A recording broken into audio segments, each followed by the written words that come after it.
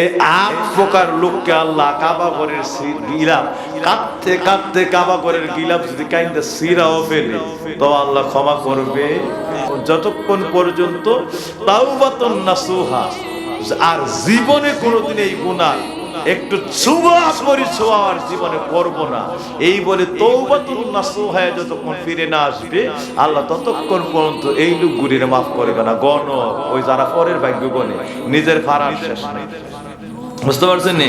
এই গণক, জাদুকর, বকির, সুদখোর, ঘুষখোর, পরের সম্পদ আত্মসাৎকারী, মা বাবার মনে অন্যায় ভাবে জুলুমকারী আছে না এই ধরনের বাবা, যারা কুফরিতে যারা আসক্ত, কুফরকারী, এই সকল ৮ প্রকার লোককে আল্লাহ মাফ করে না যদি একবারে খাস তওবার মধ্যে চিরদিনের জন্য সব ছেড়ে আল্লাহর কদমে লুটিয়ে না পড়ে।